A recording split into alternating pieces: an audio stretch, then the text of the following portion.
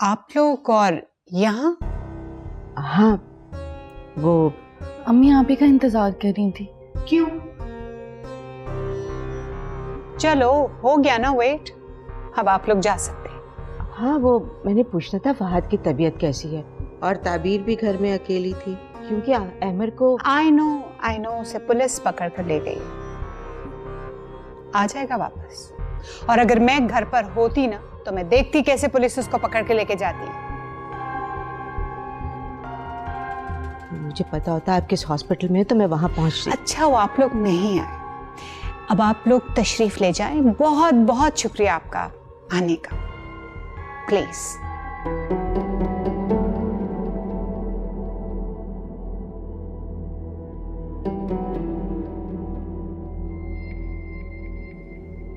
अच्छा बेटा, हम चलते हैं, तुम अपना ख्याल रखना। क्या मतलब? इसे क्यों छोड़कर जा रही हैं? कुछ और होना बाकी है अभी इस घर में। ये क्या कह रही हैं आप? अल्लाह ना करे कैसा हो। बराए मेहरबानी अपनी इस लड़की को अपने साथ लेकर जाइए। घर में कदम रखते ही हमारे घर पे कयामत टूट पड़े। अभी 2-4 दिन और रह गई तो पता नहीं क्या क्या हो गुजरेगा हम पर। अल्लाह ना करे। और इसमें इस बेचारी का क्या कसूर है? ये तो हादसे के वक्त आप लोगों के साथ बैठी हुई है। प्लीज प्लीज हफ्सा बेगम, मुझे डिस्टर्ब मत करें, मैं ऑलरेडी बहुत ज्यादा टेंस हूं। मुझे अंदाजा है। अगर आप हम पर थोड़ी सी भी मेहरबानी करना चाहती हैं ना तो बराए मेहरबानी इसको अपने साथ लेकर जाएं। Thank you.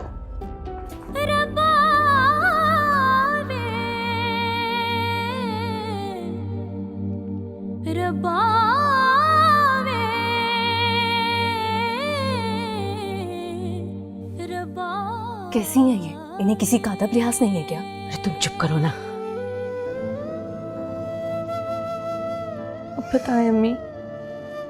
नहीं जाओगी तुम, इस वक्त वो परेशान है, उनकी किसी बात का बुरा नहीं मनाना चाहिए। अम्मी वो साफ साफ कह के गई हैं, आप और कितनी बेइज्जती कराएंगी, अपनी भी और हमारी भी। बेटा तुम अभी बच्ची हो, तुम इन चीजों को नहीं समझती। जहां बेटी दे दी जाती है ना, वहां सर झुकाना पड़ता है और बहुत कुछ बर्दाश्त करना पड़ता है।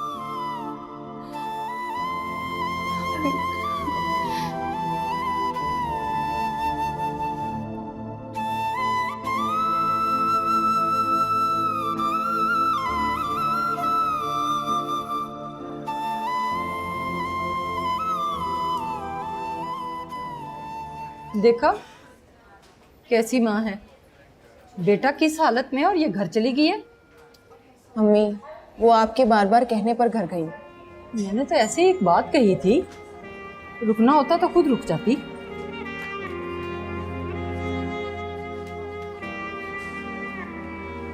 डॉक्टर से बात हुई है मेरी, दूर से देखा दिया मैंने फहद को। हम अंदर चले। बहन को बात तो पूरी करने दो। यहाँ बैठो। आओ बैठो बेटा। अच्छा फिर?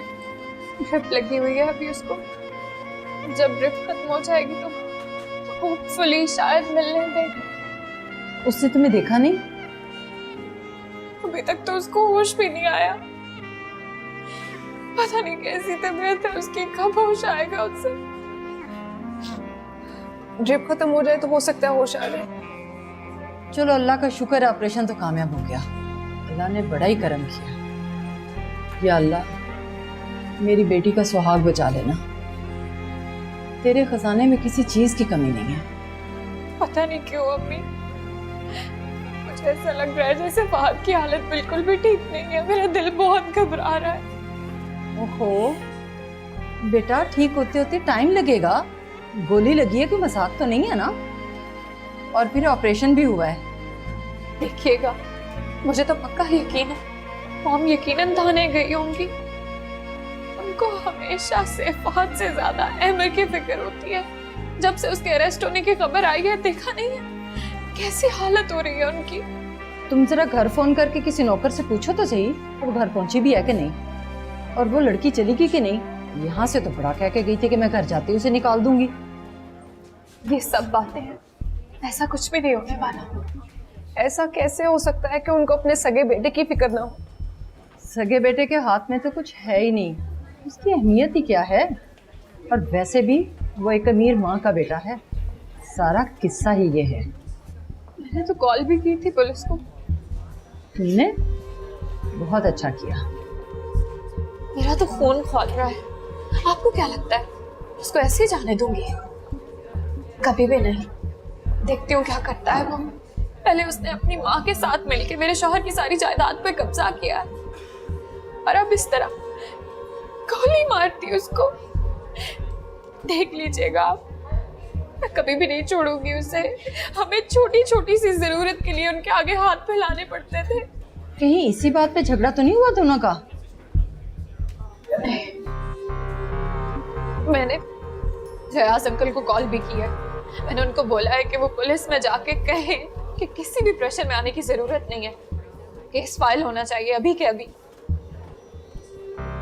वो जो पापा के दोस्त है? हाँ, देख लेना, अब वो बाकी की सारी जिंदगी जेल में सड़ेगा। ऐसे नहीं जाने दूंगी मैं उसे। अब खुल के केस लड़ूंगी मैं, अपना हिस्सा भी लूंगी जिस जायदाद पे कब्जा करके बैठे हुए हैं ये लोग। एहतियात से बेटा। कैसे एहतियात? हर चीज के होते हुए मैं छोटी छोटी सी चीज के लिए तरसती थी। अच्छा हो गया ना, अहमद ने खुद ही ऐसा मौका फराहम कर दिया है हमें। बेटा इंशाल्लाह सब ठीक हो जाएगा, इतनी दूर तक मत सोचो।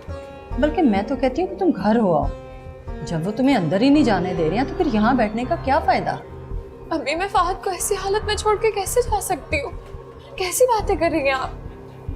तुम उसके लिए यहाँ बैठकर क्या कर रही हो?